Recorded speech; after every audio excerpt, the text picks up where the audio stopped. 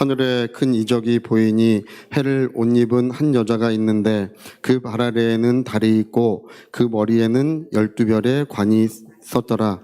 그 여자가 아이를 베어 해산하게 되매 아파서 애를 쓰며 부르짖더라. 하늘에 또 다른 이적이 보이니 보라, 한 큰 붉은 용이 있어 머리가 7이요 뿔이 10이라. 그 여러 머리에 7 왕관이 있는데 그 꼬리가 하늘의 별 3분의 1을 끌어다가 땅에 던지더라.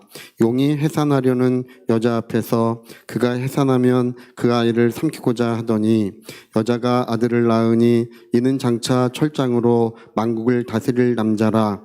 그 아이를 하나님 앞과 그 보좌 앞으로 올려가더라. 그 여자가 광야로 도망하며 거기서 1260일 동안 그를 양육하기 위하여 하나님께서 예비하신 곳이 있더라. 아멘. 도저히 뭔 얘기인지 모르겠다 뭐 이런 얘기가 요한계시록 12장에 이제 나옵니다. 근데 여기 이제 이 도저히 모르겠는 이야기가 이제 재밌는 내용이 있어요. 그래서 여기 큰 이적이, 하늘에 큰 이적이 보이니 해를 옷 입은 여자, 이렇게 여자가 있으면 해를 옷 입고 있다는 게 뭘까요? 이렇게 해가 이렇게 있으면 뭐 이렇게 빛이 이렇게 나고 있다는 뜻이겠죠? 하여튼 해를 옷 입은 한 여자가 있더라. 그 발에는 달이 있고 그 머리에는 12별의 관을 썼더라. 12별로 빛나는 이 관을 썼더라. 이게 다 쫄라맨으로 그려가 좀 미안하긴 해요. 하여튼 그래요. 자, 이렇게 해를 옷 입고 있는 여자, 이 되게 화려하죠, 그렇죠? 되게 화려한 모습이에요. 해를 옷 입고 있는 한 여자. 이게 해를 옷 입고 황금색으로 빛나고 있는 해를 옷 입고 있고 이 밑에는 이제 달이 있고 그다음에 머리에는 12별로 된 관을 쓰고 있더라. 굉장히 이제 화려하면서도 영광스러운 모습을 하고 있는 한 여자가 여기 나와요. 이게 여자예요. 이 여자, 이 이야기는 창세기에 그 이삭의 부인이 누군가요? 이삭의 부인이 리브가죠? 여기 11번째 아들이 요셉이죠? 요셉이 이제 꿈을 꾸는데, 요셉이 꿈꾼 이야기가 나오죠? 요셉이 꿈을 꾸는데, 해와 달이 나에게 절하더이다. 11별이 나에게 절하더이다. 그래서 이 이야기를 이게 모티브로 하고 있어요. 해와 달과 12별은 이제 12지파를 얘기하는 거겠죠? 그러니까 이 여자는 누구를 의미하냐 하면 이 여자는 구약교회, 교회라고 보면 돼요. 교회겠죠. 교회. 구약교회겠죠. 12지파가 있고 해를 옷 입고 있고 밑에 달이 있는 이제 이 이야기를 모티브로 해서 이삭의 집, 또 이삭? 야곱이죠.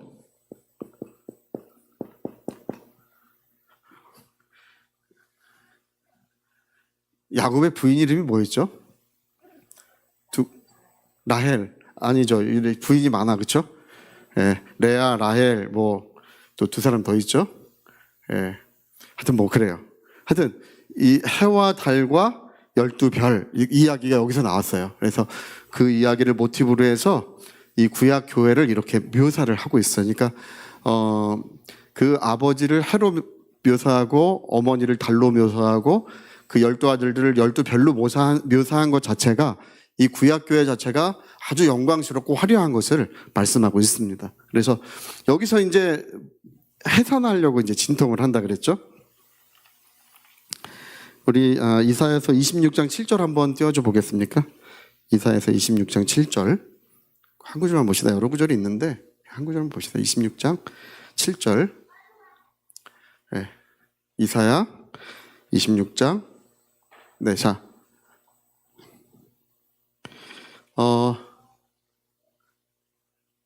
저 구절이 아닌가 보네. 그러면 66장 7절 봅시다. 66장 7절.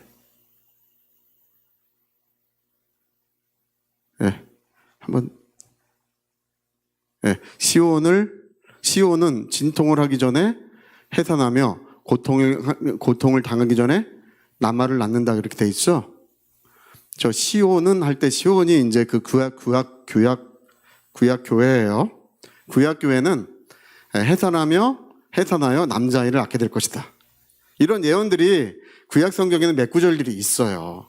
그러니까 진통하고 해산해서 아이를 낳게 될 것이다. 이 아이가 이제 누구예요? 예수님이시죠. 네, 예수님입니다. 그래서 오늘 우리가 읽은 이 말씀도 읽어보니까 해와 달과 별 뭐 이런 걸로 돼 있는 이 여자가 2절에 보니까 아이를 비어 해산하게 됨에 아파서 애써 부르짖더라. 이 해산하게 돼서 애써 부르짖어 낳는 아이가 이제 남자아이를 낳아요. 이 남자아이는 장차 철장으로 만국을 다스릴 자라 이렇게 나와요. 철장으로 만국을 다스린다는 이야기가 이사야에 그대로 써 있어요. 이게 구약 성경에 그대로 써 있는 이야기들이에요. 그러니까 이미 이사야서에는 이런 예언들이 계속 돼 있어요. 어떤 아이가 나올 것이고 그 교회가 아이를 낳을 것이고 그 교회가 낳은 아이는 이제 만국을 다스리기 위해 세움을 받게 될 것이다. 이런 예언들이 계속 써 있는 예언들이 그러니까 오늘 읽은 우리가 읽은 이 말씀은 뜬금없이 써 있는 것이 아니라 그 전에 있던 내용들을 다시 한번 기록하고 있는 것으로 우리가 볼 수 있습니다. 자, 그러면서 우리 그 3절에 보니까요. 네, 3절에 보니까 하늘에 또 다른 이적이 보인다 그랬죠? 그러니까 첫 번째 이적은 한 여자예요. 그렇죠? 첫 번째 이적은 해와 달과 별로 돼 있는 한 여자의 이야기고, 두 번째 이적은 이제 한 붉은 용, 이렇게 나와. 붉은 용. 그러니까 여기 용 이런 말이 나오면요, 이게 세상 권세구나 생각하면 됩니다. 이게 마귀가 세상에 권세를 사용하고 있는 것이구나. 그러니까 임금들 또 나라들 이런 것을 의미할 때 이 용, 그 뿔이 열이고, 이 뿔이 열 할 때 열이라고 하는 것은 만국이에요. 만국, 여러 나라들. 그리고 머리에 일곱 왕관 이렇게 돼 있죠. 일곱 왕관. 그러니까 마귀는 여기 여자가 있고 여자는 아이를 낳아요. 여기 한 용이 있어. 붉은 용.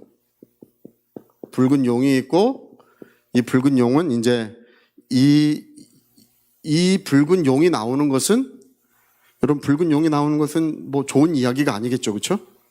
붉은 용의 등장은 갑자기 이제 이게 약간 공포스러워지는 거예요. 이거 볼 때, 이렇게 여자가 있고 아이를 낳을 이런 모습을 볼 때 참 영광스럽고 아름다운데, 이게 등장하니까 갑자기 이제 이게 좀 약간 공포스러워진 거예요.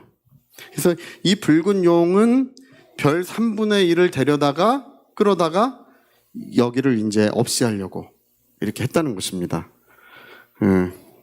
그래서 아이를 낳았는데, 그 아이를 낳았는데 얘가 이제 그 땅에 지진이 나가지고 이제 죽이려고 물로 죽이려고 했더니, 물을 보내 죽이려고 했더니 하나님이 땅의 지진으로 물을 다 삼키시고, 이 아이를 어떻게 했다고요? 영광의 보좌로 올라가 버렸어. 할렐루야. 죽이려고 했는데 영광의 보좌로 올라가 버렸어요. 자, 보세요. 5절 보세요. 5절. 자, 4절 읽어보시죠. 4절 시작. 그 꼬리가 하늘의 별 3분의 1을 끌어다가 땅에 던지더라. 용이 해산하려는 여자 앞에서 그가 해산하면 그 아이를 이제 없이 하려고 했다. 이제 여러분 뭐 우리가 신약성경 읽어보면 잘 알 수 있죠. 아기 때부터 죽이려고 하고 마침내 십자가에 죽였지만 5절에 보세요. 5절. 여자가 아들을 낳으니 이는 장차 철장으로 만국을 다스릴 남자라. 그 아이를 하나님 앞과 그 보좌 앞으로 올려가니까 죽일 수 있어요? 없어요? 이제 이게 허탕이야. 이제 잘못된 거예요. 자, 그리고 이제 문제가 되는 건 여자가 문제가 되는 거예요. 용이 이제 아이를 먼저 죽이려고 했는데 아이는 하늘 보좌로 가버렸어요. 이 땅에 누가 남아있나요? 여자가 남았겠죠? 그래서 6절 읽고 6절 시작. 그 여자가 어디로 도망해요? 광야로 도망하며 거기 1260일 동안 예, 그를 양육하기 위해 준비되어 있다. 이게 이제 자, 이게 여러분 광야로 도망가고 1260 며칠이에요? 1260일? 예? 1260일. 1260일. 이 광야는 양육하기에 준비된 곳이다라고 하는데 이게 이제 모세와 광야 그 얘기를 하는 거예요. 모세와 광야. 그러니까 1260일 이렇게 나오는 것은 이게 이제 다니엘서에 이 기록이 있어요. 그 성전이 무너지고 이방 사람들이 성전을 짓밟는데 다니엘서에는 42달 동안 성전이 짓밟힐 것이라고 돼 있어요. 42달을 날짜로 계산하면 1260일이에요. 이게 42달이고 이걸 날짜로 계산하면 요거예요. 그러니까 이 1260일은 뭐냐 하면 1260일 42달은 주님이 하늘 보좌로 올라가신 때로부터 언제까지예요? 다시 오시는 때까지. 이 42달 동안 이방인들이 성전을 짓밟을 것이라고 하는 이 42달이 이 요한계시록에는 1260일 동안 이제 그렇게 될 거다 이렇게 나오는 거예요. 그러니까 이거는 승천에서 언제까지요? 재림까지. 그러니까 승천에서 재림까지는 42달이라고 부르든지 아니면 1260일이라고 불러. 이건 성경에 약속되어 있는 거예요. 승천에서 재림까지. 그러니까 승천에서 재림까지 교회는 어디에서 양육을 받는다고요? 왜 광야라고 했을까? 그거 궁금하지 않아요? 교회는 하나님이 광야에서 양육하도록 준비가 돼 있대. 이 광야라고 하신 이유는 뭐냐 하면 이 광야는 하나님의 은혜로 사는 곳이다 그 얘기예요. 우리가 이 땅에서 교회는 주님의 재림부터 다시 오실 때까지 교회는 이 땅에서 양육을 받는데 어디서 양육을 받는다고요? 광야에서 양육을 받아요. 이 광야라고 하는 곳은 하늘에서 음식이 내려와야 되고 반석에서 물이 나야 되고 불기둥이 있어야 되고 구름기둥이 있어야 되고 그 옷이나 의복이나 신발이 헤어지면 안 되는 곳이에요. 그러니까 하나님이 보호하시고 공급하시고 인도하시는 모든 은혜, 이 은혜를 다시 말하면 믿음으로 사는 곳이고, 자, 믿음으로 산다 볼까? 시작. 그러면 자, 그걸 다른 말로 하면 은혜로 산다. 그걸 다시 다른 말로 하면 말씀으로 산다. 자, 이거 이렇게 하면 말씀으로 산다. 이렇게 하면 믿음으로 산다. 이렇게 하면 은혜로 산다. 시작. 말씀으로 산다. 믿음으로 산다. 은혜로 산다. 그렇죠. 우리는 광야를 지나가고 있는데 우리는 왜 광야를 지나가게 하셨냐 하면 말씀으로 살고 믿음으로 살고 은혜로 사는 것을 배우게 하시기 위하여. 그래서 광야라는 것을 이런 말을 쓰는 것은 황량하고 고통이 가득하고 뭐 그런 의미로 이 광야라는 말을 쓸 수도 있지만 여기서 그런 의미로 썼다기보다는 사람이 떡으로만 사는 것이 아니라 하나님 말씀으로 사는 것을 배우게 하신다는 것입니다. 여러분, 우리가 오늘도 말씀으로 산 줄 믿습니다. 주머니가 벼서도 뭐라고 해야 된다고요? 있다. 자, 있다. 시작. 있을지어다. 시작. 있을지어다. 그렇죠. 우리 기독교인들은 그렇게 하는 거야. 병 들었다고 하나님 나 병 들어 아파요 이러지 말고 나았다. 시작. 나았다. 그게 뭐냐면 말씀으로 살고 믿음으로 살고 은혜로 사는 거예요. 오늘 우리가 먹을 것이 없어요. 내일은 어떻게 된다고? 내일 아침에는 하늘에서 만나가 내려오는 거예요. 우리가 내일 일을 알 수 없어요. 그러나 우리가 확실히 아는 것은 뭐냐면 하나님께서 우리를 도우신다는 것입니다. 그러니까 하나님이 절대적인 도움이 되는 곳이 바로 하나님 없이 살 수 없는 것. 이게 광야고, 그래서 우리는 이것을 배워. 그래서 1260일 동안 여자는 광야에서 양육을 받는다고 돼 있습니다. 그래서 주님이 오시는 그날까지 교회는 광야. 그래서 제가 다니다 보면 광야교회 그런 데가 있어, 그렇죠? 광야교회. 근데 어떤 분들은 그래. 아니, 은혜교회라고 하든지 충만교회라고 해야지 왜 광야교회라고 하냐, 뭐 이렇게 얘기하는 분이 있어요. 그것은 은혜로 산다는 뜻입니다. 교회는 광야에 놓여져 있고 하나님의 우리가 은혜로 사는 줄 믿습니다. 그러니까 지금 여기 이제 우리 다음 주에 좀 더 이제 내용을 살펴볼 텐데요. 여기 요한계시록에서 지금 하고 있는 것은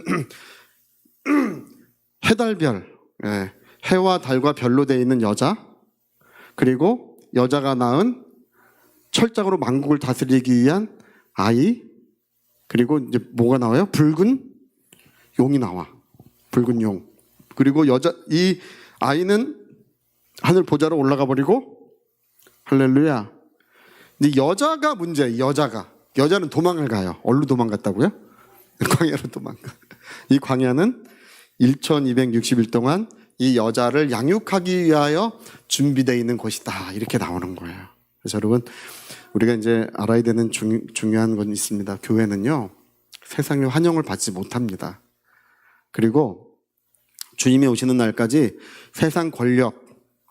이 세상 권력에 의하여 고난과 핍박을 계속 받게 될 거예요.